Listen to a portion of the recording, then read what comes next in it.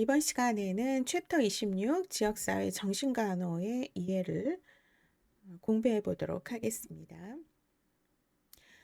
인간이 살아가는 동안 계속 평안을 누릴 수는 없어요.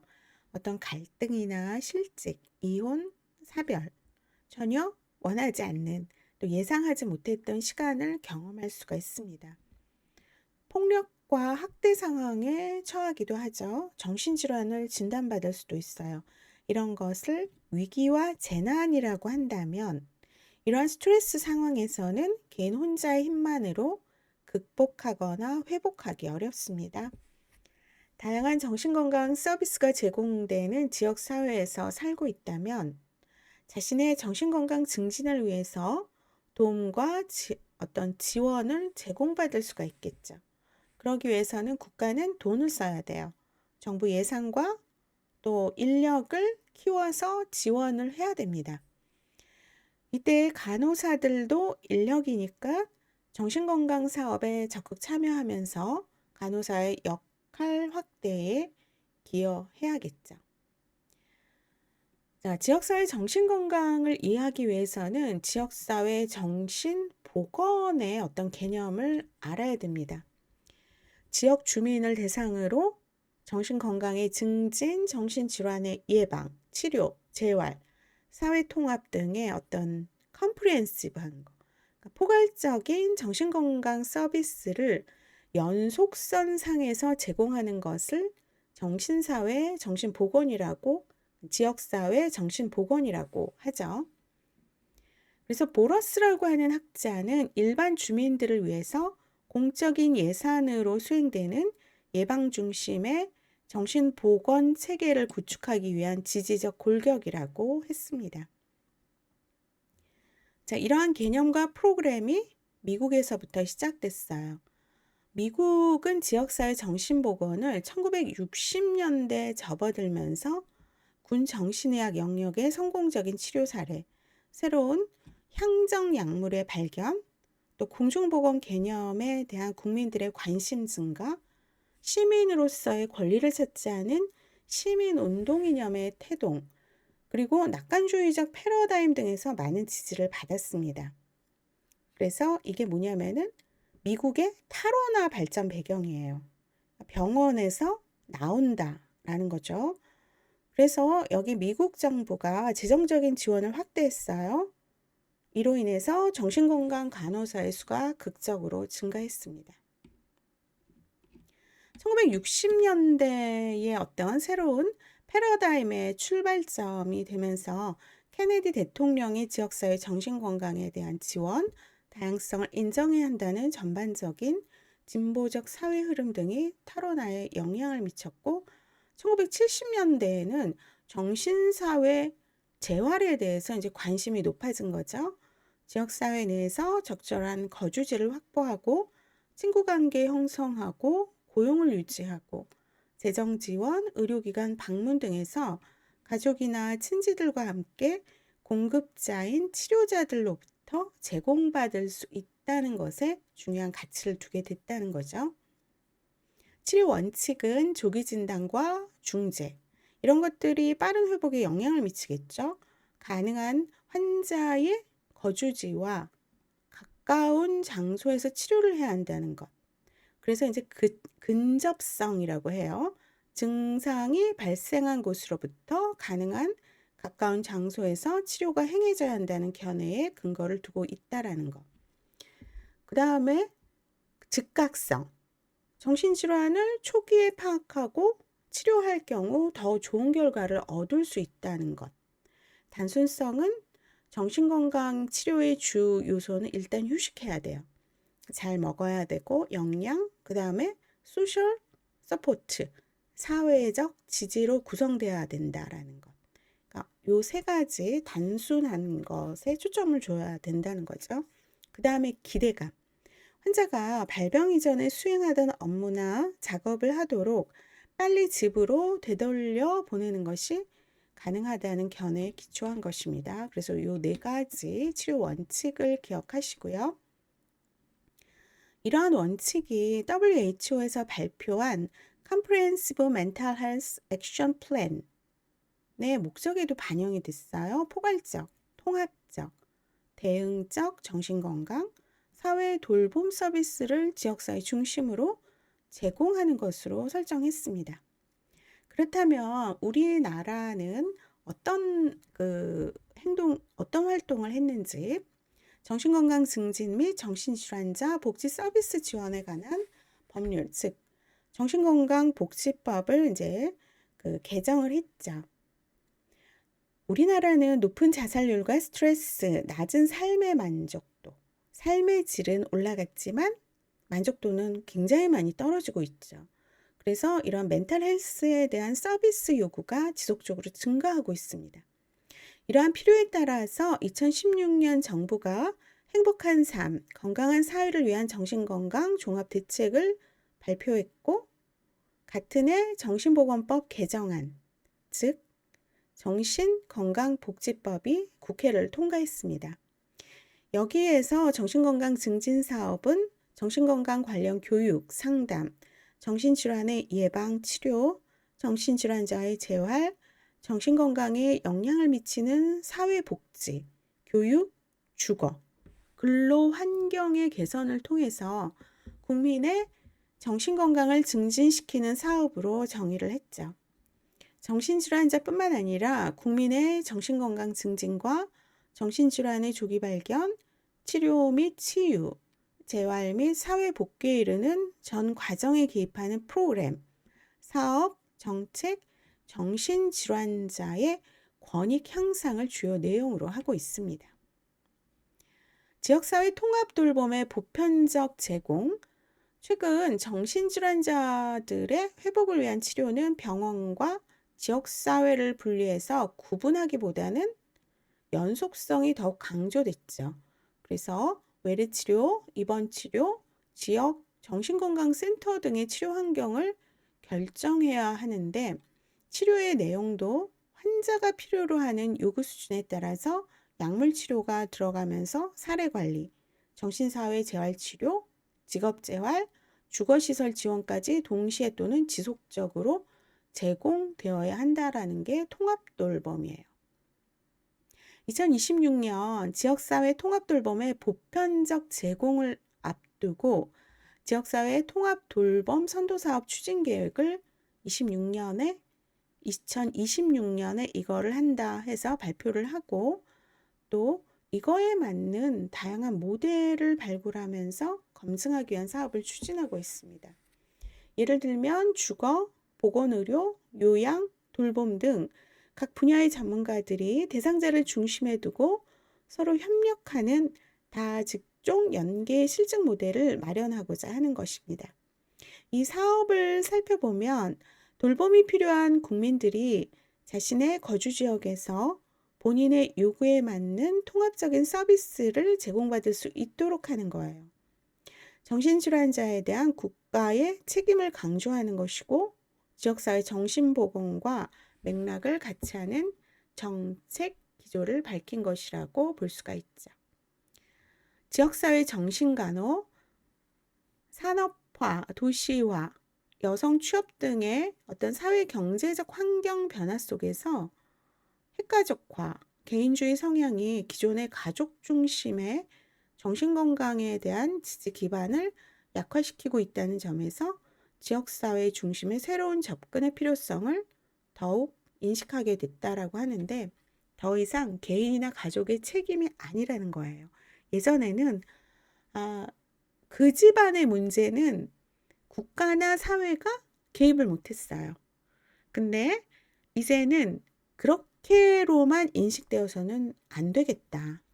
국가와 지역사회가 주도적으로 책임지고 관리해야 하는 사회적 문제로 받아들여야 된다. 그러면서 국가 차원의 지원과 개입의 필요성에 대해서 국민과 정책 결정자들이 합의를 하게 된 겁니다. 진작 이렇게 했어야 되는데, 국민들의 건강을 보호하고 더욱 인간답게 살기 위한 조건과 환경을 조성하기 위해서는 생물학적, 의학적, 교육적, 사회적 측면에서 전문가 집단과 정책 결정자, 공무 수행 인력들의 협력이 매우 중요합니다. 그렇다면 지역사회 정신건강의 목표는 뭐냐면 병원 중심의 치료에서 지역사회 내에서의 치료와 회복이 강조되는 치료 현장의 변화로 시작이 된다는 거예요. 환자 개인에 대한 치료도 들어가고 환자를 둘러싸고 있는 지역사회를 어떤 지지적인 환경으로 변화시켜서 정신질환자가 한 인간으로서 독립적인 사회인으로 기능할 수 있도록 하는 것이죠. 그래서 1차, 2차, 3차 예방으로 나누는데, 자, 1차 예방은 일단 메인터넌스하고 프로모션, 유지 증진해서 프리벤션 한다는 거예요. 예방하는 것이에요. 주민의 환경에 대한 적응력, 대처, 자원, 정신건강 증진을 위해서 요구되는 방안을 모색해서 전체 인구 집단 중에서도 위험도가 높은 취약계층에 초점을 두게 되는 거죠. 2차 예방은 조기 발견, 조기 치료예요.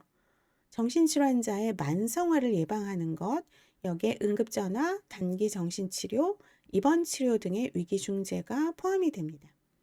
3차 예방은 질병으로 인한 정신장애와 부적응적 기능을 최소화하는 것이고 중증 만성 장애인의 리허빌리테이션, 재활과 지속적인 관리에 중점을 둡니다. 자, 세 번째는 환자의 자기 결정권이에요. 1995년 이전에 장기 입원 중심의 체계에서 지역사회 중심으로 변화되고 있고 정신질환자의 권리나 치료에 대한 원칙을 지키도록 권장하고 있다라는 거죠. 유엔이나 WHO 같은 경우에는 강제 입원이 자발적 입원에 대한 어떤 보충적이고 최후 수단으로만 적용되어야 하고 강제 입원의 절차나 치료 방법에 있어서 환자의 자기결정권과 정신보건 체계에 대한 접근권을 강조하고 있습니다. 정신질환자들은 치료받을 권리와 치료 절차에 대해서 안전하게 보장받을 수 있어야 한다는 거죠. 예를 들어서 정신질환자가 지역사회 내에서 생활하고 일할 권리, 비밀의 보장, 국제적으로 공인된 기준에 의한 정신질환 판정, 설명이 고지된 동의에 의한 치료와 치료 내용 기록, 불임시술 금지, 입원 심사 기관의 독립성과 전문성, 대리인 선임 관련 환자 결정권 등의 규정들이 마련되어야 한다는 겁니다. 포괄적, 통합적, 예방적인 치료적 접근이라고 하는 것은 주민의 정신건강 향상을 위해서 지역사회 내에서 행해지는 모든 활동을 포함을 하는데 여기에 포괄적이면서 통합적이면서 예방적으로 접근을 해야 된다는 거죠. 일정 지역의 주민을 대상으로 정신건강 증진, 정신질환 예방과 조기 발견, 정신질환자의 치료기간 단축과 조기 퇴원, 만성 정신질환자의 사회복귀 촉진, 또 만성 정신장애인의 적응과 회복이 여기에 포함이 됩니다. 지역사회 정신간호는 전통적인 입원 치료에서 벗어나 환자들의 재활과 취업 적응을 강조하는 지속적이면서 포괄적인 서비스를 제공해야 됩니다. 이를 위해서 지역사회 자원들을 최대한 활용해야겠죠. 지역사회 정신건강의 장소는 병원이나 시설이 아니라 지역사회예요. 지역사회 정신간호의 대상은 개인뿐 아니라 지역사회 주민 전체가 되는 거죠. 지역사회 정신간호는 환자 개인 중심의 치료적인 간호중재를 포함해서 정신질환의 예방과 정신건강 증진을 수행하는 데 중요성을 두고 있습니다. 자, 지역사회의 정신간호 사업을 보면 지역사회 정신건강 패러다임에 근거한다는 거예요. 치료 환경을 병원 중심에 닫혀있는 시설에서 열린 시설, 즉 지역사회 중심으로 확대한다라는 것. 그렇다면 보건인력 및 자원의 참여와 협력이 필요하겠죠.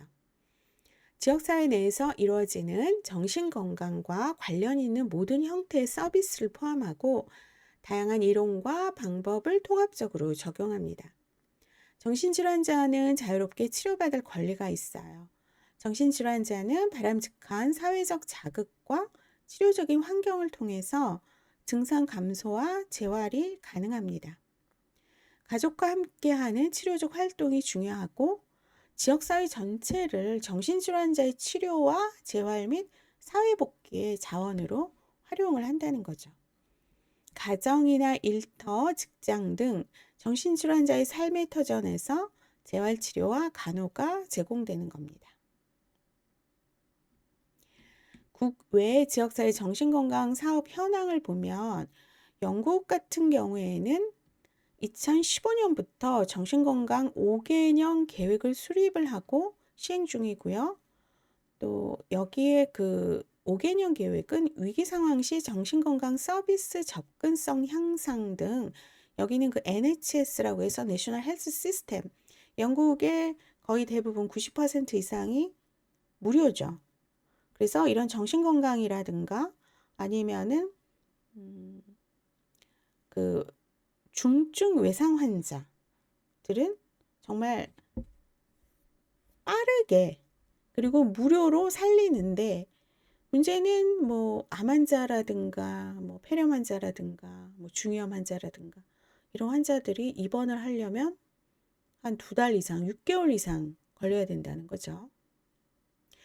이 계획에서 지역사회 기반 서비스 개선을 위한 주요 과제가 1차 의료의 적극적 참여, 정책 수립의 공동 예산 확보, 지역사회 기반 확보를 위한 인프라 구축인데 영국의 지역사회 정신건강 서비스의 주된 특징은 회복 중심, 조기 개입, 신체건강 통합에 있어요. 그래서 장기 입원을 최소화하고 단기 입원을 위한 정신병원과 지역사회 사이에 중간 단계 병원을 통해서 급성기 증상 치료 후 최대한 신속히 지역사회 정신건강 서비스와 연계를 합니다. 영국에서는 퇴원 직후 7일 이내에 추 지역사회 기반 혹은 소규모 병원의 정신건강 서비스를 필수적으로 받도록 하죠. 그 다음에 이동식 정신건강 지원팀을 운영해서 환자가 자발적으로 치료를 찾기 전에 미리 찾아가는 서비스를 제공함으로써 서비스의 접근성을 높이고 있습니다. 예를 들면 18세 이하 청소년 대상과 65세 이상 노인 대상을 위한 서비스를 운영하는데 이를 위해서 정신건강 위기 상황 개입을 위한 위기대응팀, 크라이시스 팀스, 복잡한 정신질환 요구 해결을 위한 집중 치료팀, Assertive Outreach Teams, 정신증이나 조현병 최초 에피소드를 경험하는 대상자를 위한 조기 개입 중재팀, Early Intervention 팀 등으로 굉장히 특화되어 있습니다. 그리고 정신건강 서비스의 신체 건강의 회복도 포함해서 직장과 사회에서 발휘할 기능을 최적화한다는 거죠. 어쨌든 이렇게 됐는데 지금의 영국 NHS는요. 굉장히 말이 많아요. 왜냐면은 성장을 한 상태에서 분배를 해야 되는데 지금의 유럽이라든가 영국이 지금 망하고 있죠. 어떤 성장이 안 되는 상태에서 그냥 나눠주니까 같이 망하는 거예요. 지금 영국의 의료는 위기에 있다고 많은 전문가들이 그 얘기를 하는데 일단은 여러분들은 2015년에 했던 영국의 지역사회 정신건강 5개년 계획이 이런 거에 의해서 근거를 두고 있다라는 거는 정리를 하시길 바랍니다. 자, 미국은 Health People 2030, 우리나라는 Health Plan 2030이 있죠. 여기는 Healthy People 2030이에요. 그래서 거기 보면은 정신질환 및 행동장애를 가지고 살아가는 대상자 예방, 조기 선별 및 진단, 그리고 치료를 통해서 건강과 삶의 질 향상을 목표로 하고 있어요. 특히 근거 기반 의학과 탈시설 운동을 바탕으로 정책을 추진하고 있는데 미국의 정신건강 재활건강센터가 정신질환자가 지역사회 내에서 적절한 역할을 수행할 수 있는 수준의 사회적 회복을 중심으로 서비스를 제공하도록 운영을 하고 있다라는 거예요. 그래서 보면은 지역사회 관리팀이라든가 클럽하우스 모델이라든가 또 고용 지원 뭐 이렇게 여러 가지 지원을 해주고 또 서포티브 하우징이라고 해서 만성, 중증 정신질환자에게 안정된 주거 환경을 제공해서 경제적 문제로 인한 치료 중단을 예방을 하는데 여기는 이런 것도 있는데 마약 환자들이 왜 늘어날까요? 마약 환자들이 이 시설로 안 들어가요. 왜냐하면 마약을 못하니까. 그러니까 여기도 참 문제가 많죠. 그 다음에 이제 호주예요. 호주는 상당히 인프라가 잘 돼 있습니다. 어떤 의료라든가 인프라가 상당히 잘 돼 있어요. 그래서 주 정부가 재원을 지원하면서 공공부문의 서비스 제공에 참여하는 모든 인력의 활동은 연방정부의 정책과 규제하에 연계되어 있다라는 거. 여기는 1차 의료를 바탕으로 하고 주 정부에서는 지역사회 정신건강 서비스뿐만 아니라 주거 및 숙박 서비스, 소득 보장. 아니, 집을 주고 돈을 벌게 하는 소득 보장을 하면은 이 멘탈이 많이 좋아지지 않겠어요? 그 다음에 사회 서비스, 장애 지원 서비스, 고용 프로그램 등 다양한 사회 서비스가 많대요. 제 친구가 거기 호주에서 간호사로 일을 하고 있는데 오래전에 갔어요. 간지 한 15년이 넘었죠. 15년이 넘었는데 우리나라가 살기 좋다라고 얘기를 하면서도 호주에는 어떤 태움이 없고 그 다음에 인종차별을 대놓고 하면은 이제 걸린대요. 그리고 여기는 모든 인프라, 의료 인프라는 굉장히 잘 돼 있다고 그런 얘기를 많이 합니다. 1차 의료에서 가정의가 광범위한 치료 서비스를 제공하고 필요시에 또 전문치료센터와의 연계가 이루어지고요. 여기에 정신건강 간호사, 정신과 전문의, 또 정신전문 간호사가 있고 사회복지사 등이 어떤 지역사회 정신건강 서비스에 대해서 매주 매일 교육을 받고 훈련을 한대요. 근데 이런 걸 다 어떻게? 주 정부나 국가에서 지원을 한다라는 거죠. 환자 중심 1차 예방을 통해서 체계적인 팀 기반의 서비스를 장기간 제공하는 것을 목표로 지역사회 정신건강 서비스를 제공하고 있습니다. 치료 요구에 비해서 실제로 필요한 치료와 적절한 돌봄을 제공받는 인원수는 현저히 적어서 지역사회 기반 정신건강 서비스 제공을 위한 전문 인력과 경제적 지원 부족 등의 문제는 나라마다 공통적으로 극복해야 하는 과제로 확인되고 있습니다. 자, 여기도 잘 되다가 지금 보면은 이제 전쟁이 일어나고 있죠. 그래서 그 전쟁, 다른 지역에 전쟁이 일어나면은 이게 끊겨요. 뭐 가스가 끊긴다던가. 그래서 유럽이 지금 가난해지고 있는데 호주도 이게 성장을 해야 되는데 지금 온 지구가 성장이 멈췄죠. 그래서 어쨌든 이러한 재정적인 문제로 계속 어느 나라든 그러한 문제점에 대해서 어떤 과제가 아직 남아 있다라는 거. 그렇게 해서 정리를 하시면 됩니다. 자, 그 다음에 이제 정신사회 재활이 있어요. 1970년대까지는 미국에서는 이제 치료 중심이었어요. 80년대에는 정신질환으로부터 완치되도록 하는 치료보다는 환자들의 사회적 기능에서 재활의 중요성이 확산되었다는 거죠. 그래서 재활치료 목표는 한 인간으로서 자신의 일상생활에서 사회적 역할을 적절하게 수행할 수 있도록 돕는 것에 목표를 두고 있습니다. 1990년대에는 어떤 강점과 잠재력 개발에 초점을 맞추는 치료적 접근을 하고 있습니다. 자, 이 원리를 살펴보면 우리나라도 시설 내 보호에서 사회통합 그리고 질병치료에서 삶의 질 향상으로 변화되고 있는데 저는 좀 시설에 격리되어야 할 사람이 요즘 많아지지 않았나 그런 생각도 듭니다. 첫 번째가 인간의 존엄성과 가치 존중이에요. 그러니까 정신질환자들이 자신의 삶에 영향을 미칠 수 있는 결정에 참여하는 자기결정권을 가진다는 거죠. 모든 인간은 성장하고 학습할 수 있는 능력을 지니고 있다는 신념을 기반으로 하는 것이 인간의 존엄성과 가치 존중이에요. 자, 두 번째가 독립성 회복인데 말 그대로 정신질환자 개인이 독립적으로 기능하고 지역사회 내에서 만족스러운 삶을 영위해 나갈 수 있도록 필요한 기술과 지지를 제공하는 것입니다. 정신사회 기능 회복이라고 하는 것은 전문가나 학계로부터 시작된 것이 아니라 정신장애를 경험한 소비자 스스로부터 나온 개념이에요. 스스로 자신의 장애를 이해하고 수용하고 극복해 나가는 과정을 의미하는 것으로 치유와는 다른 개념이죠. 그 다음 정신사회 재활 프로그램. 자, 역할과 관계 정상화입니다. 역할과 관계 정상화. 그 다음에 현재 여기에 중점을 두고 반복적인 훈련을 한다는 거. 한 개인이 독립적인 생활을 수행하기 위해서는 일상생활에 필요한 구체적인 사회기술의 습득이 중요하다라는 거죠. 그 다음에 지역사회로 통합을 하고 총체적인 접근을 한다라는 것.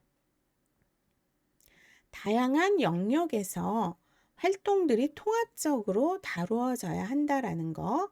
또한 대상자와 치료자가 비형식적이고 평등한 어떤 그러한 관계를 강조하고 다학제 팀 접근이에요. 정신과 의사, 심리학자, 사회복지사, 간호사들이 거주시설 요원, 직업 코치, 사례 관리자들의 의견에도 어떻게 귀를 기울여서 다학제 팀으로 접근을 해야 되고 그 다음에 낙인을 감소시킨다라는 거죠. 자, 이번 강의는 여기서 마치도록 하겠습니다.